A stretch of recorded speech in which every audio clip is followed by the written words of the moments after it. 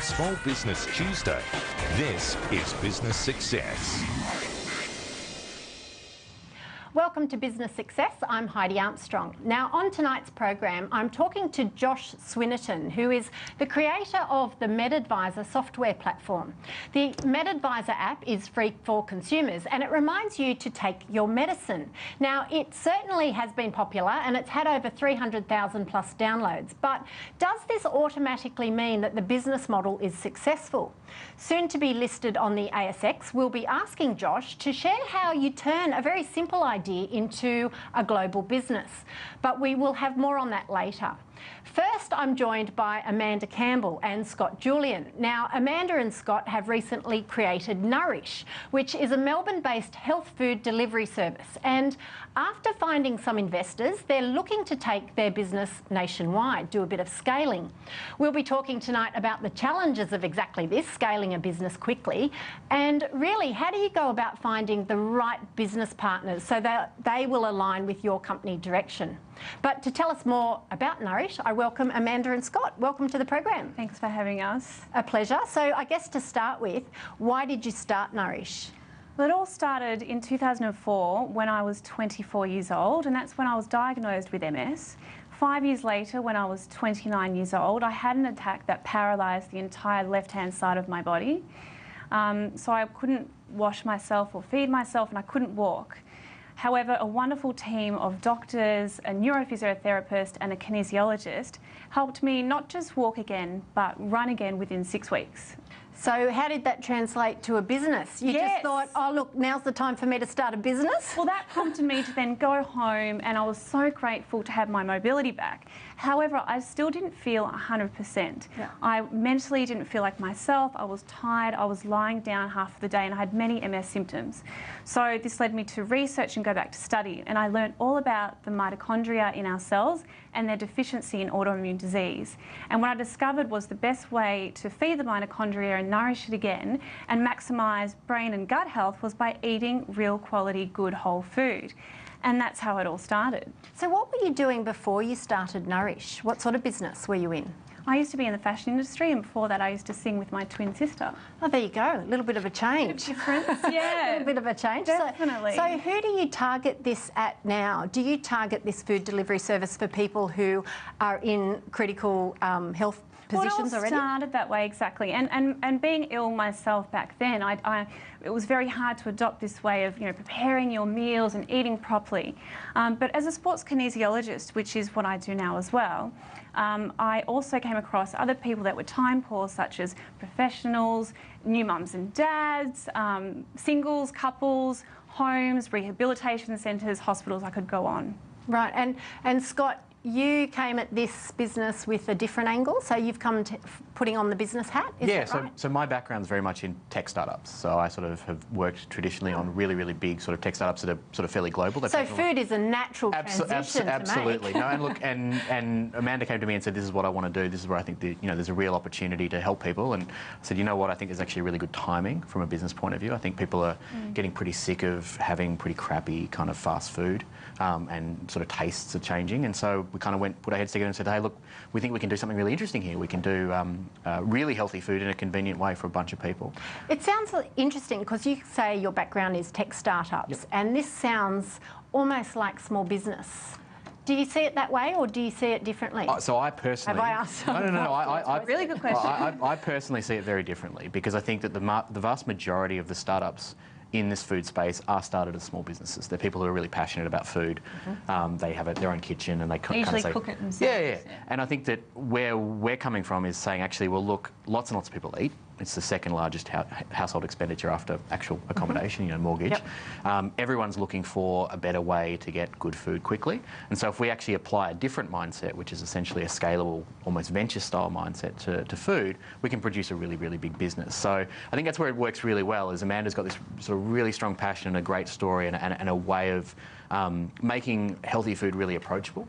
And I think that I've come in and kind of said, well, look, I think we can do this on a really big scale. Has that been quite key? I mean, in terms of any business marketing itself, it has to have a point of difference and almost a story that connects with consumers. Do you find that the story itself and the passion that you've got behind it feeds into your marketing strategy? I guess so. For me, that's all I know. I'm just genuinely passionate about what I do. Food has kept me really healthy, and it's been 7 consecutive years of clear MRIs, and I take a balanced approach. Like, I have a great team of doctors. I utilise Western and complementary medicine together. But once I addressed my nutrition, my results became most profound.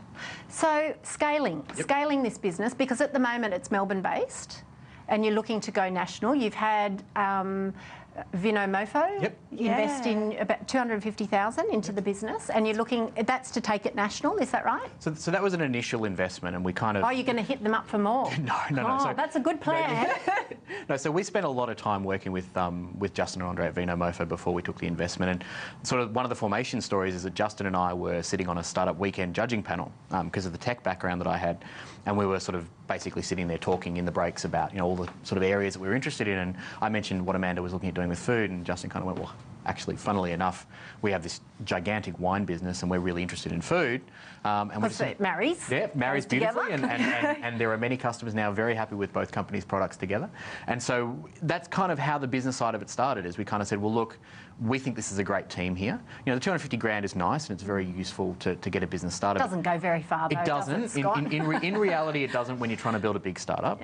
And that's great start, though. Yeah, it wasn't so much about the 250 grand, it was about the team. Because anyone who's ever sort of been exposed to or met Justin and Andre understand sort of how much passion they bring to what they do, and we figured that as a combination it would be a really, really good team. So the other interesting thing is that this is a subscription-based model, if that's right. So people sign up for a month at a time, something like that, I assume, to have their food delivered to them. Is that right? That's right. It's just another way of making it more convenient, isn't it? Yeah, so we have a weekly subscription, so you can opt out at any time.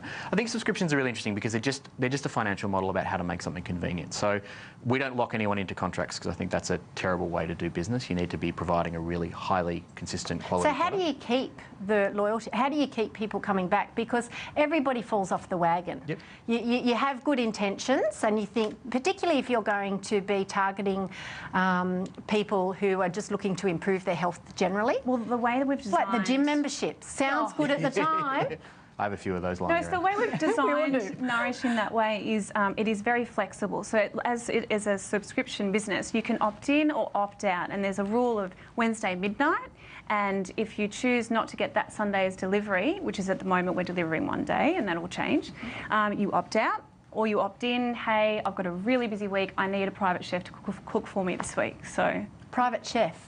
It's like having your own private chef. Really? Yep. David Selleck's the chef we're working with. Yeah. When you have your deal. I look forward to trying that. So David Selleck's the chef that we're working with at the moment was one of the senior chefs at Nobu in London. So that's the kind of food that we're trying to put together. So we're taking. So how do you make that scalable? It's a great question. So I'm full of great questions. Yeah, no, absolutely. So what we've done is we've approached it slightly differently in that the first thing we did is we built a logistics network. So I know everyone overuses Uber and all those kinds of companies at the moment, but there really is an opportunity. It's a great model, though. Yeah. There really is an opportunity in a whole bunch of people that want to earn extra money actually doing deliveries. So we have a great little team at the moment, but we expect it to be bigger, that we sort of stitched together with some wonderful technology. So we took a great company out of Canada called Routific, which does a lot of route planning information. We stitched it together through a bunch of APIs, or application programmable interfaces, and built essentially a logistics network. So we can deliver. We're setting up for one day being able to do on-demand delivery. Right. But today, as of today, we simply deliver on a Sunday evening.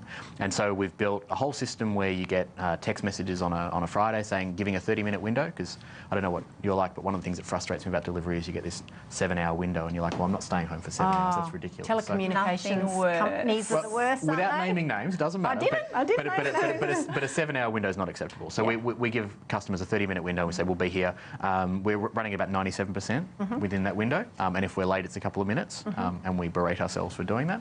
And so what we've tried to do is actually approach it from a systems approach first. So we make fantastic food and people love the food, but that's actually the end product. A lot of the business we build is about how we get that end product in a fresh way to consumers because we never freeze the food.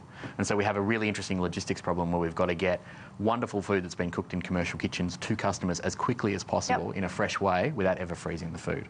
Now, besides coming on Sky Business, how do you get the news out there about this product? It's a great question. It's a slow process because obviously, look, the beauty of food is that everyone eats. And so ultimately we believe there's a lot. Ultimately they will find you. Yes, ultimately they'll find us, and our job is to make that as quick as we can. I also enjoy my role speaking about my story, and so hopefully I can get out there and educate, motivate and inspire that way. So it's an incredible story. So you believe that it's been the diet that has been the primary factor in your recovery? It's been a large part of the pie, and it's been multiple things that have got me to where I am today. But I would say that nutrition, once I addressed my nutrition, my results became most profound, but I definitely have a great team of doctors and also complementary medicine. Kinesiology is obviously a huge passion of mine. So what can you do to complement this business? So I'm thinking about those subscriptions, and for a lot of people who have a subscription-based business, they're sort of thinking, you know, how do we lock them in for longer? What can we do? What's the loyalty program? What's the extra on top? How do you do it? The first thing to engender loyalty is to have a great product, right? So all of our energy right now is making sure that we have a fantastic product that people really love. And so that's a combination of not just being great food, but being a really good, smooth process so that no one feels like it's a burden. They don't have to wait around. Clearly, from an expansion point of view, we have a wonderful potential partner in Vino Mofo. You know, wine and food goes quite well together. So we're looking forward to making your health better and then making your night a little bit happier with the wine. And so, isn't that countering one glass of red wine a night is absolutely fine for you. Don't ruin that for me. It's absolutely fine. All right then. Yeah. Right. So you're only pairing red wine though. Correct. I'll query that. We don't tell people what to do at all. And as well with Nourissh, we're hoping in the future to cater to all sorts of different types of eating, so vegetarian, pescatarian, you know, whole food eating, but the consistency will be locally organic produce, top quality. Fabulous. Well, so grateful to you both for coming in and wish you all the best with the business, but also with your health. Thank you very much. Thanks for having us. It's been a pleasure. Cheers. Thanks. And coming up after the break, Josh Swinnerton tells us all about his app MedAdvisor and why he's choosing a backdoor listing on the ASX to raise funds.